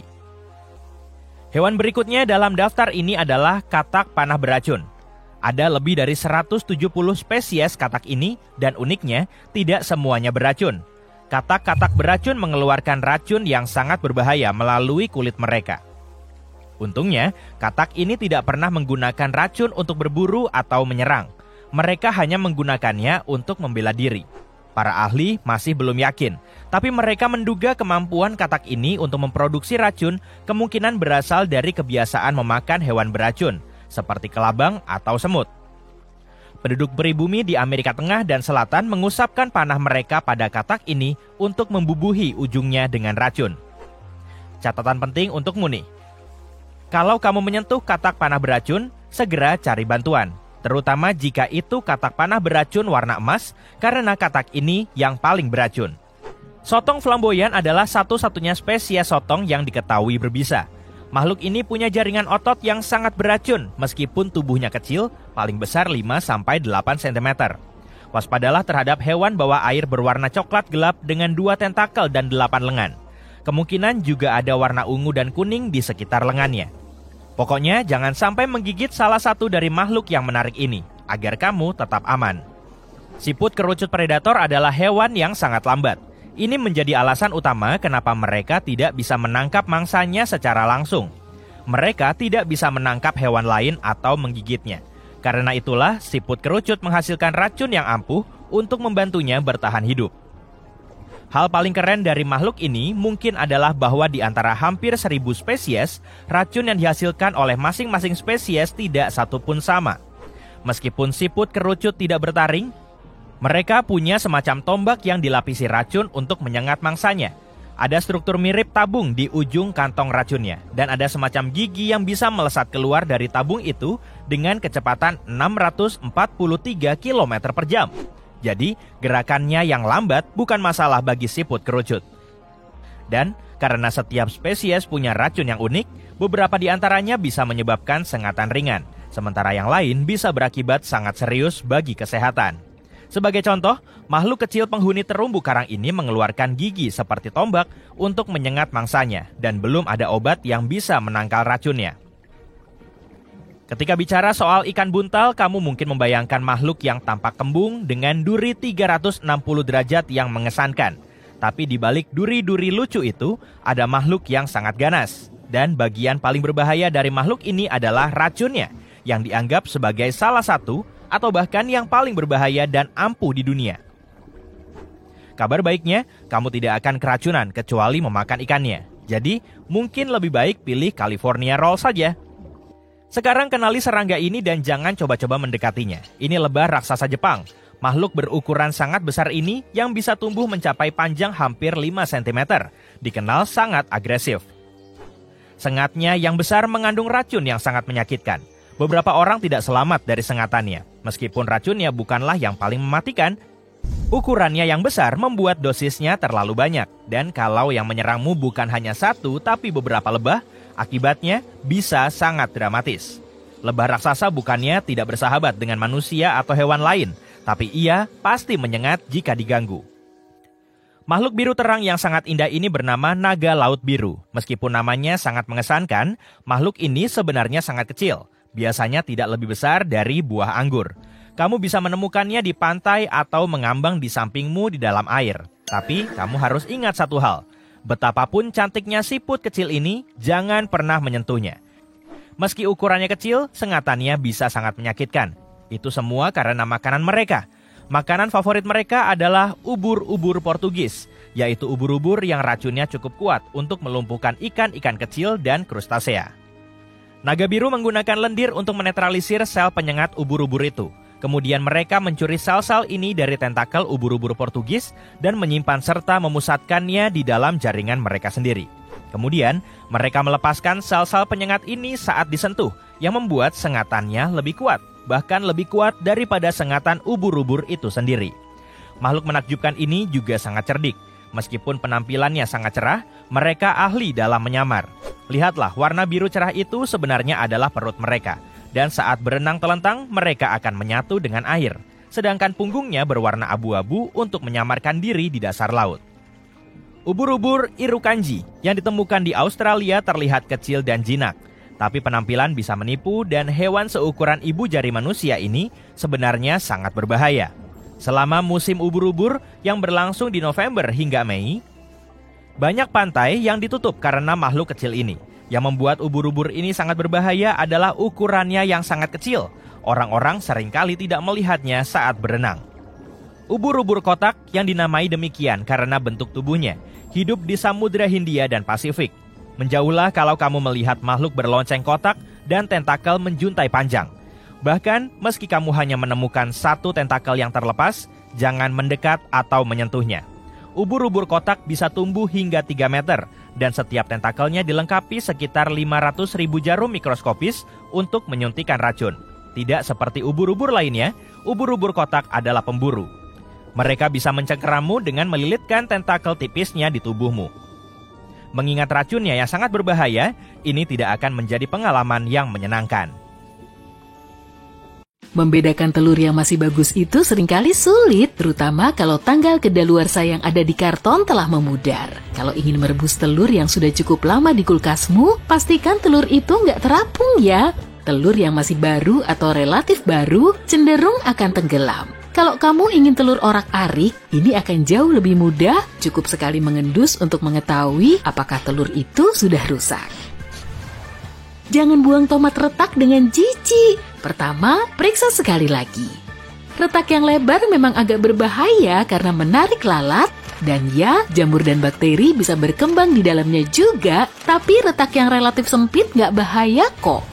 Kalau mau aman, cukup potong di sekeliling bagian yang retak dan pakai bagian yang bagus untuk apapun yang kamu inginkan, kecuali untuk diawetkan atau acar tomatmu akan meledak. Gak ada yang buruk dari apel, pisang, dan kentang yang sudah berwarna agak kecoklatan. Ini adalah proses yang sangat alami. Jika bahan-bahan ini terpapar udara, bagian dalamnya agak teroksidasi yang menghasilkan warna coklat. Ada trik untuk mencegahnya, percikan air lemon di seluruh permukaan apel misalnya. Menyimpan di kulkas juga bisa membantu. Bayangin nih, kamu lagi jalan pulang dari swalayan, kantong belanjamu sobek dan belanjaanmu berjatuhan di trotoar. Beberapa saat kemudian kamu melihat sayuranmu memar. Percayalah, ini bukan masalah besar. Struktur sel sayuran memang rusak, tapi itu nggak jadi bikin sayuranmu nggak bisa dimakan. Lebih baik buang bagian sayuranmu yang memar karena mungkin sudah terpapar mikroba. Semangka itu kelihatan kayak baru ditato ya. Hiasan itu keren, tapi kan nggak ada semangka yang pergi ke seniman tato dan satu-satunya yang bisa digambar oleh pedagang cuma label harganya. Mosaik ini artinya semangka itu agak sakit. Secara resmi ini disebut virus mosaik semangka dan bisa ditemukan pada labu dan juga beberapa buah lain. Bagusnya, buah atau sayuran itu masih aman dimakan, kecuali kamu termasuk keluarga cucurbita, artinya virus ini cuma berbahaya kalau kamu adalah labu atau yang sejenisnya. Oke, mungkin yang ini kesannya agak ngeri, tapi susu pasteurisasi yang asam nggak mungkin bikin kamu sakit. Mungkin kamu nggak akan suka baunya, dan kalau nggak lulus tes penciuman, bisa kamu pakai untuk keju rumahan atau panekuk. Tapi tetap percayai instingmu ya, kalau kamu merasa susu sudah nggak bisa diminum, ya buang aja. Jangan main-main sama produk susu. Adapun susu dari sayuran, sebagian orang percaya kalau sudah timbul lapisan, maka susu sudah rusak. Wah, tapi nggak selalu begitu juga sih. Coba kocok baik-baik, cium, dan mungkin susu itu masih bisa diminum. Hijau mungkin bisa berarti segar, tapi ingat, hijau juga bisa berarti beracun. Bagian hijau dari kentang, tunasnya atau matanya mengandung racun alami. Selama apapun kamu menggorengnya, racun itu akan tetap ada, bahkan dalam kentang hijau yang matang. Ada 2 tanda bahaya untuk kentang, warna hijau dan rasa pahit. Pernah menemukan yang begitu nggak? Buang aja. Tunas baru bukan berarti sayuranmu tumbuh subur, melainkan berarti sayuranmu sudah terlalu lama. Kamu tahu apa artinya? Yap, buang aja deh. Berita bagus untuk semua pecinta pasta. Pasta kering gak akan kedaluarsa selamanya atau hampir selamanya. Seperti madu, pasta adalah produk yang tahan cukup lama. Pasta jugalah yang mengalahkan rekor daya tahan makanan. Tapi udara dan kelembapan nggak baik untuk pasta kering, jadi disarankan untuk menyimpannya dalam kotak pasta tertutup sampai sekitar 2 tahun, sedangkan di kotak terbuka bisa bertahan sampai setahun. Kamu lagi menikmati liburan di Karibia? Alam di sana indah. Lihat pohon berbuah lezat itu. Kamu pengen metik nggak? Jangan buru-buru. Pohon itu bahkan dikasih peringatan berbunyi, pohon manchineel beracun. Dan ya, tulisan itu juga diterjemahkan ke dalam bahasa Spanyol dan Jerman untuk memastikan sebanyak mungkin orang menjauh dari sana. Buahnya mirip apel yang nggak berbahaya, tapi kamu nggak boleh memakannya kecuali kalau nggak ada lagi harapan dalam hidup. Kamu juga nggak boleh menyentuhnya dan harus menjauhi pohon itu. Betul, hampir semua bagian dari pohon tersohor ini bisa sangat membahayakan. Satu masalah lagi, menyingkirkan pohon ini nggak begitu mudah. Begitu seseorang memotongnya, pohon itu akan membalas dengan menyemprotkan getah susunya tepat ke arah siapapun yang ingin memusnahkan pohon itu. Hasilnya nggak menjanjikan, lecet dan luka bakar. Kalau getah itu masuk ke mata, kamu akan buta sementara sebagai bonus. Berita bagusnya, masih ada jalan lain untuk menjinakkan pohon itu. Orang-orang harus membakar dulu pohon itu di bagian dasarnya dan sebaiknya berdiri agak jauh dari sana ya. Lalu pohon yang sudah roboh dibiarkan di bawah sinar matahari untuk sementara waktu. Setelah pohonnya mengering, maka sudah aman untuk dipotong. Bahkan ada perabot unik dan sangat aman yang terbuat dari pohon manchineel loh. Ini bola football dan ini buah kepayang atau kluwak. Yang pertama bisa berbahaya kalau menghantam kepalamu, tapi yang kedua agak lebih berbahaya meskipun kelihatannya tidak. Kluwak adalah contoh lain buah yang harus diketahui dengan baik apa dan bagaimana cara memasaknya oleh para chef. Biji besar dari buah ini adalah racun, tapi orang-orang belajar cara memanfaatkan bagian-bagian yang beracun untuk tujuan pengobatan dan bahkan memasak. Misalnya buah kluwak bisa efektif untuk melawan parasit dan untuk menyimpan ikan di Filipina. Rasa guacamole paling enak dengan alpukat lembut yang matang, tapi dalam daging alpukat terkadang ada garis atau titik-titik coklat dan hitam. Tenang, alpukat seperti itu masih bisa dimakan, tapi rasanya memang gak akan begitu enak. Jika kamu ingin bikin salad alpukat dengan udang, lebih baik kamu waspada dengan garis coklat di sepanjang punggung udang. Itu adalah garis pencernaan udang, dan sebenarnya memasaknya akan menghilangkan semua bakteri, tapi kamu gak akan mau makan itu kan? Terus gimana dengan bagian berlubang-lubang putih di dalam manggamu? Ini bukan biji meski agak mirip. Sebenarnya ini cuma jaringan berpati mangga yang artinya aman dimakan, paling tidak di sekitar bagian yang berlubang itu. Kamu memotong buah persikmu menjadi dua, tapi bijinya seperti rusak. Area di sekitarnya benjol-benjol dan aneh, dan bijinya itu sendiri sudah terbuka. Yang ini seru nih, pecahnya mungkin terjadi saat buah masih di pohon, dan benda keanehan tadi cuma pertanda kalau buah itu mencoba memperbaiki kerusakannya. Satu lagi tentang persik, titik-titik hitam di kulitnya dimakan atau dibuang ya? Dimakan aja lah, tapi jangan lupa dikupas dulu. Jika daging buah di bawahnya kelihatan bagus, makan aja, tapi percayai instingmu dan mungkin juga hidungmu serta lidahmu. Jika rasanya masih seperti biasa, nggak perlu khawatir. Yang ini sering terjadi, kudis apel. Ini sangat aman meskipun ini jamur. Bagian luarnya mungkin nggak membangkitkan selera, tapi siapa yang peduli? Yang penting rasanya tetap enak, tapi akan lebih baik kalau bagian yang diserang jamur dibuang lebih dulu. Gimana jika stroberi di kulkasmu kelihatan basah dan berlapis cairan? Yang ini pertanda pasti bahwa kamu harus menjauhinya. Buah itu sudah terlalu lama untuk dimakan dan cukup rentan terhadap kuman. Selain itu rasanya nggak akan sama dengan yang masih baru dan segar. Mau makan salmon? Tentu, kalau suka salmon yang dipanggang dalam oven atau grill, mungkin kamu akan melihat cairan putih aneh setelah matang. Kamu tahu nggak apa artinya? Itu artinya kamu harus segera mengambil alat makan dan menikmati makan malammu. Itu cuma protein menggumpal dan sangat bisa dimakan. Selamat makan!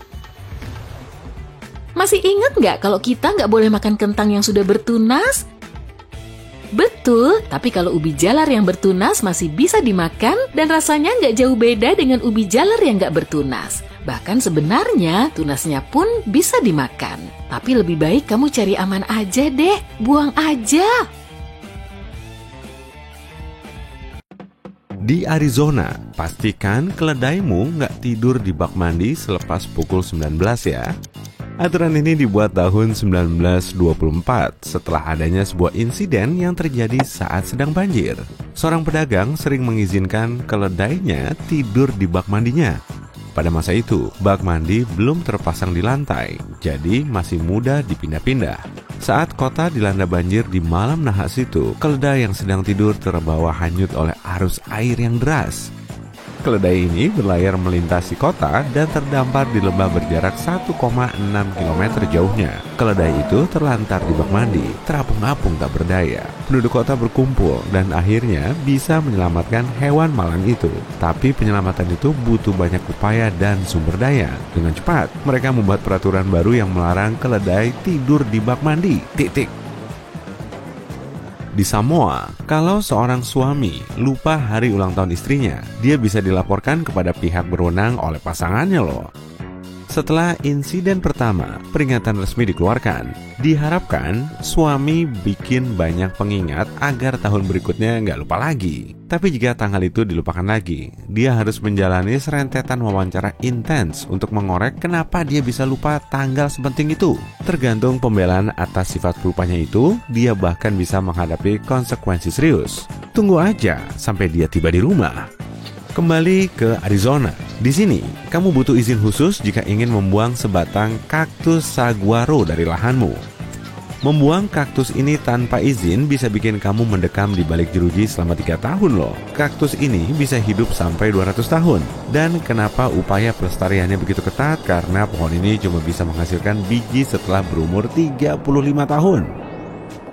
Kamu ada di suatu pantai indah di sepanjang kota pesisir Eraclea, Italia.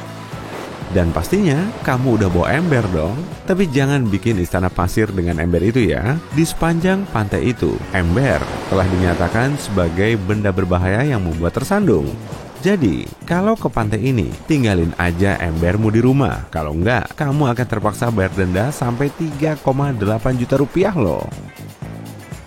Saat berkendara di jalan atau hiking di hutan di Amerika Serikat, mungkin kamu melihat tanda ungu aneh yang dicat di pagar, tiang, atau bahkan di pohon.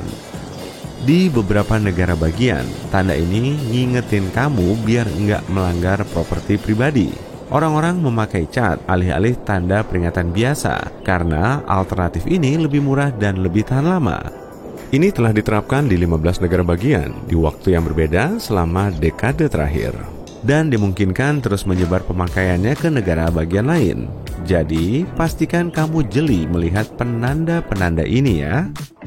Suatu hari, otoritas di Singapura sadar bahwa setara 2,3 miliar rupiah lebih telah dihabiskan untuk membersihkan sisa permen karet. Dan letaknya bukan cuma di bawah kursi atau meja loh. Mereka menemukan permen karet di berbagai area penting di kereta bawah tanah yang memengaruhi alat-alat sensor hingga menyebabkan berbagai keterlambatan. Maka, di tahun 1992, permen karet secara resmi dilarang. Aturan ini agak melunak bagi turis dengan diizinkannya sejumlah kecil permen karet memasuki negara itu. Dan dokter gigi juga boleh meresepkan permen karet untuk membersihkan gigi. Ada juga masalah lain di Singapura terkait kebersihan toilet umumnya. Otoritas menyadari ada terlalu banyak toilet umum yang kotor di seantero negeri. Tak diragukan lagi, ini bisa mencoreng reputasi mereka sebagai salah satu negara paling bersih di dunia. Karena itu, mereka memakai sistem monitoring yang melibatkan agen-agen toilet. Orang-orang ini memonitor toilet untuk memastikan kebersihannya. Para pemilik usaha yang gagal memenuhi standar kebersihan akan dilaporkan. Saat kamu menyusuri jalanan sibuk di Thailand, uang kertasmu jatuh, angin bertiup, dan nerbangin uangmu. Jadi, kamu mengejarnya dengan panik. Kamu sudah cukup dekat untuk menghentikannya, tapi pastikan jangan pakai kakimu ya. Menginjak uang kertas dianggap pelanggaran serius karena kaki dianggap rendah dan kotor di Thailand. Jadi, kamu nggak boleh menginjak uang Thailand karena di uang kertas ada foto orang-orang penting. Sebesar apapun nilai uang kertasnya, jangan injak kalau kamu nggak ingin berakhir di penjara. Kamu ngebut di sepanjang Autobahn, jalan bebas hambatan terkendali di Jerman. Ini salah satu tempat terakhir di mana kamu bisa ngebut secepatnya kamu mau. Tapi, saat lagi menikmati perjalanan, kamu melihat indikator bahan bakarmu kosong, kemudian meminggirkan mobil dan berhenti. Di tempat lain, ini bukan masalah besar, tapi di sini, itu dianggap sebagai risiko yang bisa dihindari. Kamu akan didenda 1,2 juta rupiah lebih karena nggak berinisiatif mengisi bahan bakar saat ada kesempatan. Aturan lebih jauh terkait Autobahn, termasuk dilarang parkir, mundur, atau bahkan putar balik. Di tahun 40-an, sepasang pengemas acar menjual dagangan mereka di Connecticut. Acarnya nggak layak dikonsumsi, tapi mereka masih mencoba menjual barang kedaluarsa itu. Tak lama, mereka ditangkap dan sebuah aturan baru ditetapkan untuk mencegah terulangnya masalah ini di masa depan. Sebuah persyaratan baru dibuat, yaitu untuk bisa dijual, acar harus bisa memantul. Saat itu, ini cara terbaik untuk mengecek apakah acar aman dimakan. Setelah metode pengawetan sudah maju, hukum itu dilupakan, tapi masih tetap ada sekarang. Saat ini sudah larut malam di New York City dan kamu bergegas ke toko. Nggak usah pakai sepatu lah, terlalu ribet buat perjalanan sedekat itu. Tapi pas nyebrang jalan, tiba-tiba kamu dihentikan polisi. Kamu bingung, soalnya nggak melakukan kesalahan, tapi dengan cepat kamu ditahan karena melanggar aturan memakai sandal di atas pukul 22. Aturan ini berlaku karena dipercaya sandal yang bau akan menarik tikus dan hama lain. Tapi memakai piyama di tempat umum nggak masalah. Kamu berkendara melintasi jalanan berpasir kering di Australia Barat. Kamu ngumpetin sesuatu yang mencurigakan di dalam kendaraanmu. Kamu ragu ketika pergi, berharap semoga nggak menarik perhatian. Tiba-tiba kamu jadi khawatir saat petugas Potato Marketing Authority menyetopmu. Mereka menggeledah mobilmu dan kamu kedapatan membawa lebih dari 50 kg kentang. Aturan ini diberlakukan tahun 1946 untuk melindungi aktivitas perdagangan selama masa penjataan serius. Meski begitu, aturan ini baru dihapus pada tahun 2016. Jika berencana pergi ke gedung parlemen Inggris, pastikan kamu tinggalkan baju zirahmu di rumah. Di tahun 1313, dinyatakan bahwa tak seorang pun boleh masuk mengenakan setelan logam lengkap. Aturan itu dibuat untuk alasan keamanan. Aturan ini butuh beberapa tahun untuk diikuti. Awalnya, aturan ini diabaikan oleh Earl of Lancaster. Tapi setelah dia dihukum karena mengabaikan peraturan ini, nggak ada lagi baju besi di parlemen sejak 1319. Dan undang-undang ini tetap berlaku sampai sekarang. Yunani punya banyak monumen bersejarah luar biasa yang telah teruji oleh waktu. Tapi keprihatinan terbesar terhadap keberlanjutannya adalah pariwisata. Undang-undang untuk melawan ini adalah dengan melarang dipakainya sepatu hak tinggi di monumen bersejarah manapun. Odeon, teater yang terbuat dari batu, dibangun di tahun 161 Masehi.